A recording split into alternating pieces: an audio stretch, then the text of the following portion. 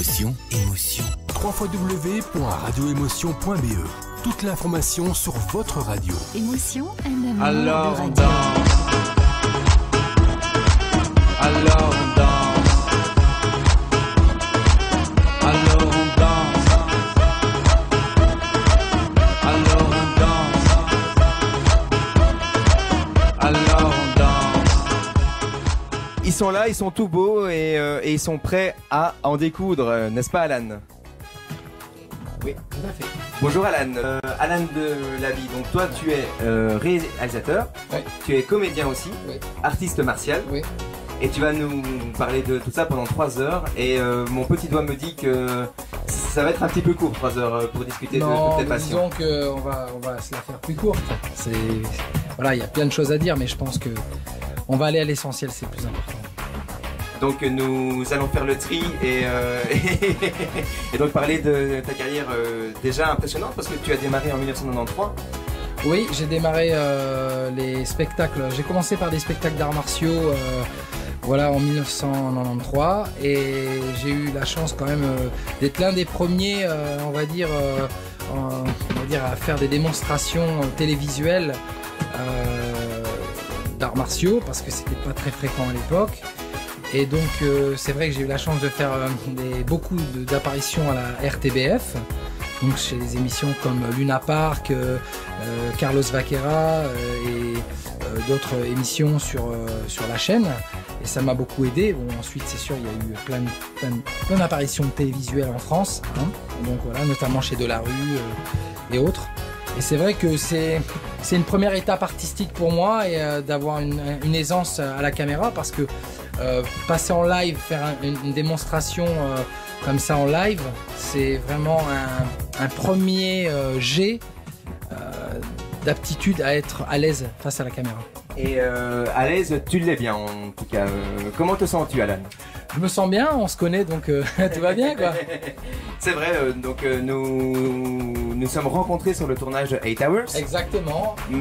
Mais bon ça nous y reviendrons un peu plus tard. Donc 8 Hours c'est un petit peu la raison pour laquelle nous t'avons invité dans cette émission. Donc 8 Hours qui connaît on peut dire ça comme ça, une seconde vie grâce au marché de la VOD. Oui, VOD, DVD et puis bon, je me dis que c'est un projet, c'est un film indépendant et quand on dit film indépendant, on n'est pas malheureusement on n'a pas la distribution d'un blockbuster, donc on est toujours obligé de faire plus de promos, essayer de trouver un maximum de spectateurs intéressés à supporter les films indépendants parce que bon, on est encore malheureusement avec Internet aujourd'hui, c'est vrai que c'est l'évolution, la technologie, c'est bien, c'est beau, on arrive à faire plein de choses. Mais aussi le problème c'est que parfois on retrouve les films sur le net illégalement et donc ça fait que ça fait pas beaucoup de rentabilité pour les producteurs. Donc vous l'aurez compris, Alan, en plus d'avoir toutes ses cordes à son arc, est aussi un artiste engagé et Dieu sait que ça fait plaisir à entendre et plaisir à découvrir. Alors Alan, tu n'es pas venu tout seul, tu es venu avec donc ton acteur principal du film 8 Hours, je le répète, Daniel Dailly. Bonjour Daniel, donc que le public le sache avant de démarrer avec toi. Ne soyez pas surpris si nous appelons de temps en temps Daniel le boss. Il y a une raison à ça, n'est-ce pas Daniel? Oui, tout à fait, puisque bon, je joue le rôle du boss dans le film d'Alan. Voilà, donc personnage ô combien intéressant, donc on va pas tout dévoiler non plus, mais on peut d'ores et déjà dire que ton personnage est d'une jalousie maladive, voire compulsive, un besoin de connaître tout ce que sa femme fait, besoin de diriger absolument le boss quoi. Exactement ça, oui. Ben écoute, ça sera un grand plaisir d'en discuter avec toi et nous avons aussi le grand plaisir de recevoir le producteur. Alors en général le producteur sur un plateau, il faut savoir, on l'appelle monsieur hein. Donc, monsieur Gilles Neutens. Bonjour Gilles. Bonjour. Monsieur, on ne t'entend pas. Monsieur, tu dois parler. D'accord. Oui, donc voilà. On ne t'entend toujours pas, monsieur. Donc, micro devant. Oui, mais ça, c'est les producteurs. Hein. D'accord. Ils n'ont pas l'habitude des micros. Voilà, ils n'ont pas l'habitude des micros, les producteurs. Ils sont dans l'ombre, ils sont tapis dans l'ombre, ils sont là. Pognon. Non. Oui. Disons, producteur, c'est plus le titre, parce qu'en fait, je joue aussi dans le film, j'ai le troisième rôle, je joue le bras droit du boss. Exactement. Donc, je suis encore plus addict que le boss, parce que je suis vraiment un grand méchant qui prend son plaisir On sent ça. à frapper les pauvres victimes du boss. Lui, le boss, il a un petit problème dans la tête. Moi, mon personnage, il en a aussi, hein, mais il en est conscient. Et il aime ça. Je suis finalement ravi de t'avoir mis aux côtés de Fred. Musique, tout d'abord parce que Alan, nous ne l'avons pas assez dit, mais tu es aussi compositeur.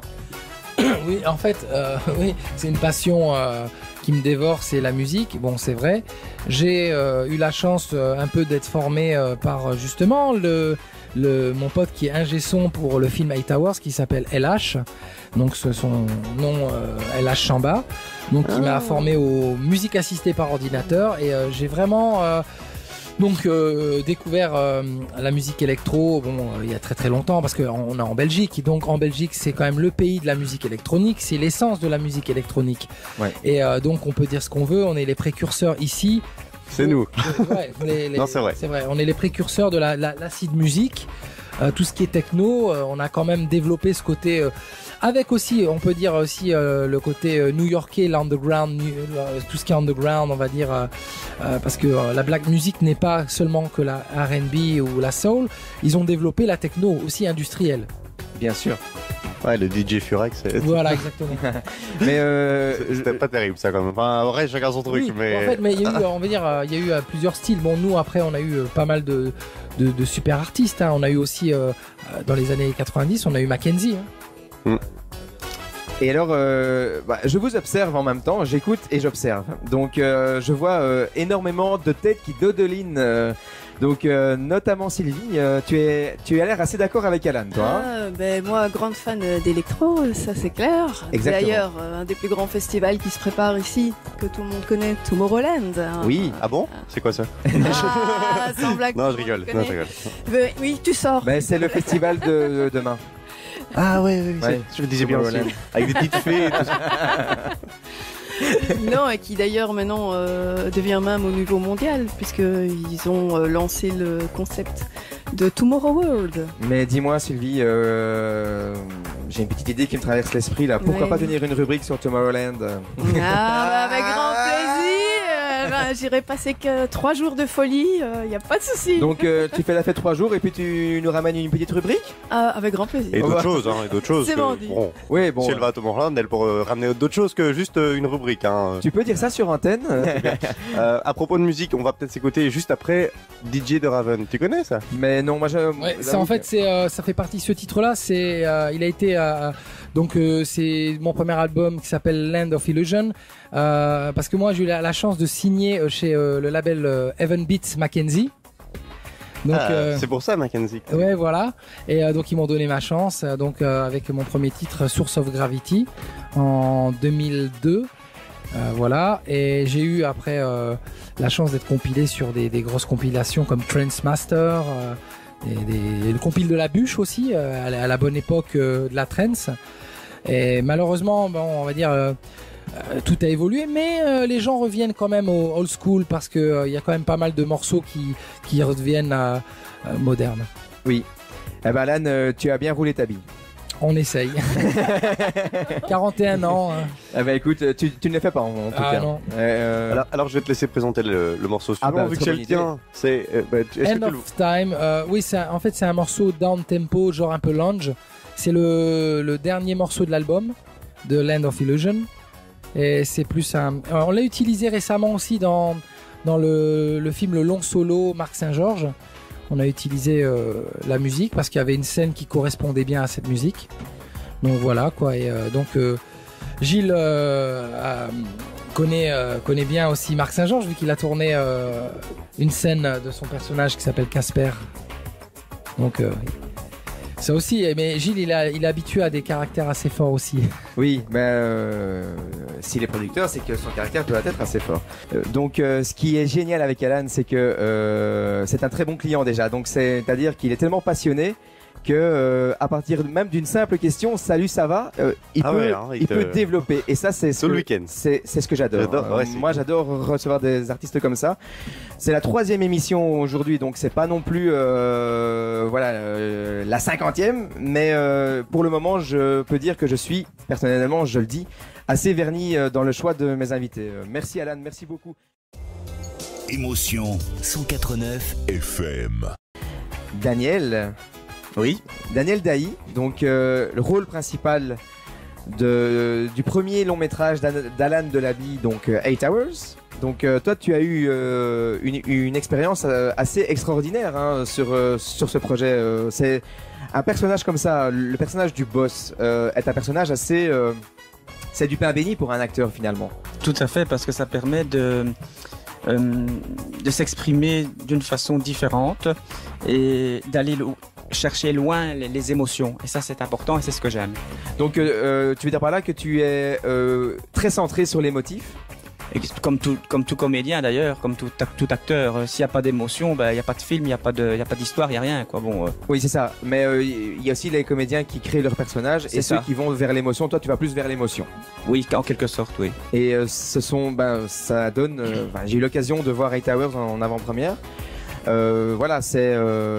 se ressent et on a l'impression que tu n'as pas de limite dans ton jeu, et ça c'est très bien, c'est-à-dire que tu restes très, très cadré, tu as été très bien suivi par Alan, et en même temps on se demande toujours, les scènes où tu es calme, on se demande mais jusqu'à quand? Et ça c'est bien, c'est ce que j'appelle une interprétation de haut vol. Ça fait partie du jeu en fait, pour que le spectateur reste sur sa faim quoi, et qu'il ait envie de savoir plus. Oui. Et ça c'est important aussi dans un film. Quand je vais voir un film au cinéma ou à la télé, j'aime bien qu'il y ait une histoire et qu'il y ait un fil conducteur. Exactement. Et qu'on soit pris par les personnages ou le personnage, et puis qu'après qu'on découvre certaines choses, quoi. Alors je suis très heureux que tu dises ça, Daniel, parce que c'est exactement ce que j'explique au moins une fois par semaine à mes élèves. Ils seront là pour en témoigner. Un spectateur, quand il regarde un film, il aime d'avoir le sentiment d'être un petit peu voyeur d'une situation. Il ne vient pas voir des acteurs jouer spécialement. Ils viennent voir un personnage atteindre un but, et au plus le personnage aura des difficultés à atteindre son but, et au plus le public va aimer. Donc, je pense que c'est ça le cinéma. Exactement, et tu le fais vraiment très bien. Point de flagornerie Merci entre beaucoup. nous, mais voilà, j'ai trouvé ton interprétation. Tu vois, c'est l'émotion. Mais ça demande aussi beaucoup. Je crois, je ne me trompe peut-être pas, mais bon, je pense qu'une expérience avant, parce que il y a quand même pas mal d'années que je fais ça. C'est vrai. Je crois que une formation de base au niveau technique, au niveau théâtral, aide beaucoup. Ah, Daniel. Sinon, il n'y aurait pas de théâtre, il n'y aurait pas de cinéma. Il faut absolument avoir une formation de base classique. Exactement. Et puis après, c'est très bien de le dire. Et puis après, on peut jouer avec ce qu'on a appris et tirer les ficelles. Et là, encore une fois, je refais le parallèle. On peut être aussi libre qu'on veut. Si on ne connaît pas la technique de base, la liberté. Tout à fait. Donc c'est un peu le même principe avec le jeu d'acteur, et je l'ai ressenti très fort quand tu as interprété 8 Hours, et notamment une scène, sans trop dévoiler le film parce qu'il faut vraiment le découvrir, mais cette scène où tu es dans la camisole de force. Oui. Celle-là, là j'ai vu, j'avais beau passer devant toi, je voyais bien dans ton œil que tu ne me voyais pas alors que j'étais à 1 mètre de toi. Tu étais dedans, quoi. Ça, il faut faire abstraction des gens qui sont autour de toi, ça demande de la concentration. Et alors, après, une fois qu'on a senti ça, c'est parti, quoi. Oui, tu es très bien parti, en tout cas. Merci beaucoup. Et pour parler brièvement de ton expérience.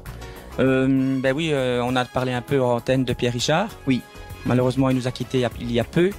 Et j'ai eu l'occasion de tourner avec lui dans un film qui s'appelait La partie d'échecs. Ah non, je confonds Pierre Richard avec Navarro.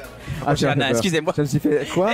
Excusez-moi. Pierre Richard nous a quittés? Il vient de Quoi? recevoir. Non, il vient de recevoir un Magritte en plus, donc autant pour moi, excusez-moi. Non. Mais justement, pour en revenir à Pierre Richard, tu lui as donné la réplique dans Le joueur d'échecs. C'est ça, La partie d'échecs. Qui est le premier film non comique avec Pierre Richard.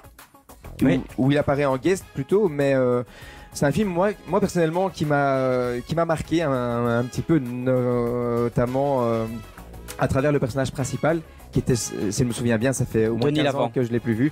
Il était petite de taille, Catherine Deneuve. très nerveux. Catherine Deneuve jouait dedans, et donc peux-tu nous parler de cette expérience? Bah, c'est une expérience formidable. Moi je suis très curieux de ça, parce que c'est Déjà vraiment un le film que j'ai fait, adoré. déjà le fait d'avoir été choisi pour jouer le rôle du valet de Catherine Deneuve pendant un mois, c'était formidable, quoi. J'ai été choisi parce que le réalisateur est allé voir au conservatoire des photos d'acteurs et je correspondais exactement au personnage, parce que j'avais joué dans plusieurs pièces de Musset, Le Chandelier, etc., en costume d'époque. J'ai été choisi et puis on s'est rencontrés, on a discuté et puis voilà. Ah oui, parce que c'est vrai, nous n'en avons pas discuté de ton parcours formatif finalement. Donc toi, tu as fait le conservatoire. J'ai fait le conservatoire, oui. Et alors, bonne expérience? Très bonne expérience. D'ailleurs, si j'ai pu faire tout ce que j'ai pu faire par après, Oui. c'est grâce à ça, quoi. Donc. Eh bien, merci beaucoup, Daniel. Émotion, j'écoute toute la journée en voiture, à la maison, au travail. Un amour de radio. Alors, le troisième invité, donc, qui est très discret là, dans son coin, qui parle pas beaucoup, qui se marre quand il faut se marrer, et voilà, et pourtant qui mérite ô combien d'être dans la lumière. Bonjour. C'est Gilles Neutens. Bonjour. Donc voilà, c'est lui qui vient de vous dire bonjour 2 fois, donc c'est qu'il insiste vraiment, il a vraiment envie de vous dire bonjour. Il a envie de passer un bonjour. Et jamais 203, bonjour Gilles. Ça te rappelle. Rebonjour. Comment te sens-tu d'abord? Mais très bien, merci Cédric. Eh ben, Et toi, comment te sens-tu? De mieux en mieux.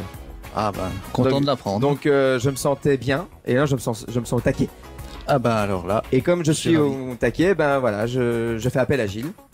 ok. Donc Gilles, toi tu es comédien dans 8 Hours, mais pas que. Oui. Oui, pas que. en Donc effet. tu occupes une fonction de travailleur de l'ombre sur le projet, c'est-à-dire que tu as scénarisé le film. Bah, en fait, le projet a commencé avec Alan. Il m'a expliqué son idée et il m'a demandé de mettre son idée en scénario, de faire un scénario avec un peu plus propre, avec vraiment scénarisé. Donc, on a d'abord fait un court métrage. C'était un scénario de, je sais plus combien, il y avait 4-5 pages peut-être. Oui, c'est une Oui, page. C'est une page. Enfin, c'est bon, c'était un petit court métrage qui devait durer 10 minutes. Oui. Donc voilà, j'ai écrit ça, j'ai changé des choses un peu, j'ai rajouté des petits éléments. Donc on a tourné ce petit court métrage en une journée. C'était il y a à peu près, il y a juste 4 ans. Il y a juste 4 ans, hein. C'était en janvier 2011. Oui, c'est ça. Et donc après avoir tourné, un mois après, on a discuté avec Alan et il m'a suggéré l'idée d'en faire un long métrage. Et donc on s'est dit pourquoi pas, mais bon, il fallait évidemment étoffer un petit peu tout Oui. ça, créer des personnages un peu plus profonds, plus intéressants, et donc créer plus une histoire autour des personnages, etc. C'est donc toi que nous devons remercier pour la composition du personnage du oui, boss qui est c'est ça. vraiment Donc- très très bien écrite. Donc voilà, Et je tenais à te le dire. j'écris ton personnage aussi d'ailleurs. Oui, merci d'ailleurs. Combien de minutes dans le film? Oui, et donc oui, voilà, oui, J'en garde un excellent souvenir. je t'ai fait une vacherie avec ce qui t'arrive dans le film. Je sais plus si c'était Est-ce mon qu'il faut idée le ou celle dire? Est-ce qu'il faut le de. dire? Oui, c'est Faut-il celle le dire? d'Alan. On a partagé la même idée. Oui. Bah oui, voilà. Et, On a partagé la même idée. Un petit peu, voilà. On voulait bande de jaloux, va. on voulait une Oui. scène très choc et on s'est dit Oui. tiens pourquoi pas lui. Pourquoi Oui, pas lui pourquoi avec pas. ça Le petit blond, on s'est dit tiens Clo-Clo. Oh. Je dois. Le lundi au soleil. Je dois dire que dans le scénario, c'était encore pire hein, que ce qu'on a. Oui, ah, quel dommage. C'est vrai, c'est vrai. Je n'ai été que émasculé. Oh non, fallait pas le dire. Fallait pas le dire. Là, non, fallait pas le dire. Donc, oui, voilà. Daniel, il a l'air de rigoler encore. Sous sa cape. Ah oui, tu regardes à mon souvenir, hein, Daniel. C'était chouette. Ouais, c'était drôle. Tu tenais le bon bout en tout cas, Daniel. C'est le cas de le dire. Effectivement, au sens propre. C'est quand même une scène propre. Il n'était pas très propre le sens. Qui marque tout. Il était maculé de sang. Effectivement. C'était génial en tout cas. Très bonne expérience. Ouais. Revenons à. Donc on s'est partagé un peu les tâches. Donc Alan voulait réaliser. Donc moi j'ai écrit. Il a retouché le scénario après. Et donc il m'a aussi proposé de faire producteur, coproducteur.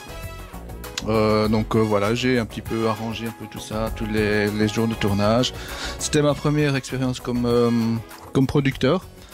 Je dois dire que je dois avouer que c'est pas mon truc. Je préfère être devant la caméra et écrire en fait. Donc, oui, plus proche de l'humain. Oui, voilà. Donc producteur, j'ai fait une fois, mais je ne veux pas recommencer cette expérience parce que c'est de la paperasse aussi, c'est pas mon truc. Ah oui, d'accord. Justement, peux-tu expliquer, parce que voilà, recevoir un producteur dans cette émission, c'est relativement rare, donc j'aimerais juste te poser cette question-là, comme je sais que ce n'est pas ta préférence, on va faire très court. Mais en quoi consiste, pour les auditeurs qui nous écoutent, en quoi consiste le métier de producteur ? C'est préparer un peu tout le film, mettre en contact tout le monde, faire en sorte que tout fonctionne bien, financer, trouver le financement, faire les plannings, enfin tout un tas de trucs. C'est vraiment le travail de l'ombre, hein, ça ? Oui, vraiment. Le travail que j'aime pas du tout. Oui, je comprends tout à fait. Et puis pour t'avoir vu jouer, je peux dire que tu es très bien devant la caméra. Ouais, merci beaucoup. Merci Gilles. Toi aussi. Merci infiniment. Merci Gilles, merci. Mais là pour le moment, je suis bien derrière le micro. Oui. Une petite forme qui me plaît. Oui, c'est ça. J'aime bien. Oui. Merci beaucoup. En tout cas, Gilles, nous allons marquer une courte pause. Émotion. www.radioémotion.be. Toute l'information sur votre radio. Émotion, un amour de radio. Sans langue de bois aucune. Toi qui es un passionné d'action, de sport et tout ça, est-ce que Creed, pour toi, est un bon projet ou un projet un peu casse-binette ? Je sais pas si c'est un projet casse-binette. Casse-binette, le mot il a plus été sorti depuis 1980, mais c'est pas grave. Casse-gueule si tu préfères. Je dirais. En tout cas, je pense que c'est le Rocky de trop. Je trouvais que déjà Rocky Balboa c'était limite. Moi je suis un fan de Stallone, je suis un fan de ce qu'il fait. Je suis un fan des Rocky parce que voilà, c'est toute mon enfance. Mais je pense que c'est le Rocky de trop. Est-ce qu'il va se casser la gueule? J'en sais rien. Je pense que beaucoup vont aller le voir par curiosité. Mais en même temps, si tu me permets, un film de boxe qui se casse la gueule, c'est plutôt bien, non? Je sais pas, parce que déjà quand tu dis Rocky, tu t'attends à voir Rocky sur le ring, là il sera coach. Enfin, je pense qu'il a du mal à dire au revoir à son personnage fétiche, qui l'a rendu célèbre. Oui, et puis qu'il a renié de 1995 à 2006. Tout à fait. Et puis là il va rebondir après ça sur le tournage de Rambo. Aussi, même s'il ne le revendique pas, je l'ai entendu et lu à plusieurs fois, à plusieurs reprises. C'est vraiment presque un scientifique dans son approche. Hein. Je veux dire, il est très précis. Quand il monte un film, quand il monte un projet, il est dedans du début à la fin, 24 heures sur 24. Même Expendables, je veux dire, c'est super bien bossé. Et justement, il met justement l'accent sur le fait qu'il ne faut pas considérer Creed comme un Rocky en fait. Donc comme un spin-off. Mais en même temps, ce sera considéré comme un Rocky. Ouais. Parce qu'il y aura Rocky Balboa et tout le monde sera fixé sur Rocky Balboa. Et alors justement, mais justement notre travail à nous, c'est de préciser que Rocky sera un guest et non pas, ça ne tournera pas autour de Sylvester Stallone. Non, ça tournera autour de Creed, parce que j'ai analysé un peu ça, parce que c'est vrai que comme Fred, ça a bercé mon enfance, tout ça, le côté, ce que je retiens beaucoup des Rocky, c'est le rêve américain, le côté de la réussite. Et on peut partir de rien et réussir, mais le projet Creed, à voir. Je me dis à voir, c'est vrai que le Rocky Balboa, je pense que c'était le Rocky de trop aussi. Et puis c'est important de le préciser aussi. Attention, pour tous les amateurs de cinéma behind the scenes, Rocky est le tournage, le film, le premier Rocky, sur lequel a été inventé le système de Steadicam. Ouais, donc ça n'existait pas avant. Alors pour les non initiés, qu'est-ce que le système de Steadicam? Alors le Steadicam c'est justement la caméra mobile, donc tu fixes la caméra sur ton épaule et tu suis le personnage. Et donc ça n'avait jamais existé, ça n'avait jamais été testé auparavant. Je ne dis pas que c'est Stallone qui l'a inventé, attention. Mais Rocky a été, on va dire, le cobaye du Steadicam. Et d'ailleurs, quand on voit cette scène mythique où il court et qui monte les marches et qui saute là quand il arrive au-dessus des marches, c'était le premier essai du Steadicam. Alors, quand on voit le résultat, c'est assez joli. C'est le climax du film. On est bien d'accord. Émotion 104.9 FM. C'est ton dada, mais j'ai entendu une petite indiscrétion il n'y a pas si longtemps que Brad Pitt pourrait venir tourner à Mons en 2016. Donc, mais effectivement, donc maintenant au mois de mars, tournage prévu au Québec, Naomi Watts. Dans le titre, ce sera Shut In, donc c'est du réalisateur britannique Farrell Blackburn. Et ça raconte l'histoire d'une femme qui est prise en otage dans sa maison avec son beau-fils. En fait, elle découvre en fait que ce beau-fils qu'elle croyait handicapé et un petit peu comateux, ne l'est finalement pas du tout. C'est bon, donc ça laisse un grand suspense. C'est dans le genre de Psycho, paraît-il. Ouais, je sais que tu aimes beaucoup ce style de film, Cédric. Enfin, ce film surtout. Voilà, ce film. Et donc, une partie sera tournée au Québec et une autre partie sur Vancouver. Voilà. Ah, Vancouver. Vancouver, un vieux nom, Mathias. À la française. Alors, autre grosse prod qui va sortir, qui va être tournée. La sortie est prévue seulement pour le 24 juin 2016. C'est Independence Day numéro 2. Ah. Un remake, un reboot?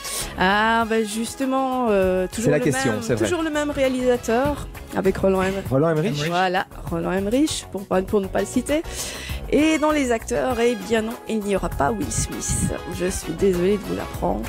Donc il n'y aura ni Will Smith, ni Bill Pullman, ni... Eh bien si, Bill Pullman sera là. Toujours en rôle du président? Ah, mais justement, il y a Jeff Goldblum qui sera en train de jouer aussi.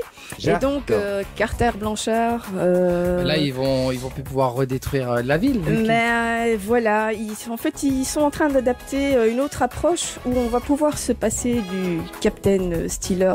Donc, le rôle était tenu par Will Smith.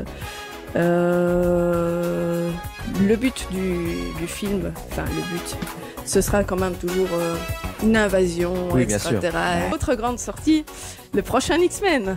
Numéro 24, c'est ça, hein? Non, je ne sais même plus à quel numéro nous sommes, mais bon... Fais gaffe, elle va sortir les griffes. Ça commence à s'étouffer un peu quand même. Oui, voilà, mais bon, connaissant bien Mark Guggenheim, Marvel Productions, je ne vais peut-être pas trop me permettre de le descendre. Donc voilà, prochain X-Men, sortie prévue pour le 18 mai 2016. Et donc nous retrouverons dans les acteurs James McAvoy, Michael Fassbender et Jennifer Lawrence. Ah, donc tout n'est pas perdu. Donc voilà, les synopsis. Donc comme je disais en début d'émission, toi tu parles des sorties ciné du mois. Du mois, oui. Et en aucun cas tu ne fais la critique. Oui, c'est ça, c'est que objectif. C'est que objectif, merci. Rubrique de Mathias. Des films qui sont sortis il y a déjà 2 semaines, du 4 février. Donc, il y a La Nuit au musée, Le secret des pharaons. C'est le dernier film de Larry, le célèbre gardien de musée. Oui, et le dernier film de Robin Williams. Voilà, je tenais à ce que tu le dises. Robin Williams... C'est celui qui fait des tubes, là. Ah non, rien à voir, c'est pas le même. Non, il change pas beaucoup. Mais maintenant, il ne file plus rien. Allez, bien. Donc, le mot n'est pas trop fort pour dire que Robin Williams, va nous regretter, génie créatif, un vrai génie, et un comédien très très aimé dans le métier, et très très aimé du public surtout, ce qui est le plus important. Alors pour la nuit au musée, donc comme je vous disais, c'est les dernières aventures de Larry. Il va se retrouver à Londres, plus aux États-Unis, donc il va suivre une dernière aventure dans un musée à Londres, en Angleterre, et là il va être accompagné par ses anciens camarades du musée avec des nouveaux, et il va encore vivre une aventure où il va sauver une magie avant qu'elle disparaisse. Donc c'est du Ben Stiller en puissance. Voilà, c'est avec Ben Stiller, Ben Kingsley et Owen Wilson. Ben Kingsley. Oui, Ben Kingsley. Passer de Gandhi à la nuit au musée, c'est un sacré grand écart. Bah, il le retrouve aussi. La liste de Schindler. Ah oui, et la liste de Schindler, waouh. Ouais. Donc, la nuit au musée, plutôt pour un public un peu plus jeune. Voilà, c'est ça. Si vous avez envie de sortir en famille avec vos enfants, c'est un film agréable à regarder. Alors pour le deuxième film, c'est un film on en a entendu beaucoup ces derniers temps, c'est L'interview qui tue. Ah là là, bah, c'est un peu le cas aujourd'hui. Voilà ça. Tu parles de qui? C'est l'interview qui tue aujourd'hui. Ah bon? Ah oui, je trouve. Mais au sens figuré, bien sûr. Et c'est pas sur Radio Émotion. Je suis Charlie. Ah, tu dis qu'on se tutoie en fait. On se tutoie, voilà. J'ai compris maintenant. Pas mal. J'ai voulu la faire, celle-là. Tant pis. Alors, pour le synopsis de L'interview qui tue, donc c'est Dave et son producteur animent une grande émission très connue aux États-Unis. Et ils savent via l'émission que le dirigeant nord-coréen est fan de l'émission. Donc ils vont décider de partir aller en Corée du Nord pour l'interviewer. Mais dans cette aventure, ils vont être recrutés aussi par la CIA afin de le tuer. Donc ils seront entre l'interview et l'assassinat du dirigeant nord-coréen. Donc il va y avoir beaucoup de quiproquos comiques dans ce film. Donc, oui, et puis c'est un film qui fait énormément parler de lui, énormément. Et d'ailleurs, actualité très très chaude pour ce film, et il fallait bien que l'acteur principal y aille franco, quoi. Ouais, ça. J'aime Franco. J'aime Franco. Donc, il faut aller la chercher. Hein. Bah, et pourtant, c'est un comédien qui n'hésite pas à gravir les rochers. Les Rodgers. Qui prend ses rôles à bras le corps. Ouais. Allez, maintenant je vais parler. À Danny Boyle. Maintenant, je vais parler de papa ou maman. Ah, pas les miens. Pas les miens. J'adore le synopsis. Ouais. Alors, c'est l'histoire de la famille du Leroy. C'est une famille qui ont vraiment la situation parfaite, c'est-à-dire être mariés, des enfants, une très bonne situation professionnelle, et ils décident de divorcer. Et le problème, c'est c'est très original. Et le problème, c'est d'avoir qui. Ouais. Et le problème, c'est qui va avoir la garde des enfants. Donc, ils vont se battre pour ne pas avoir la garde des enfants. C'est génial. Et en fait, c'est un film, n'ayons pas peur de le dire, qui dit tout haut ce que certains pensent tout bas.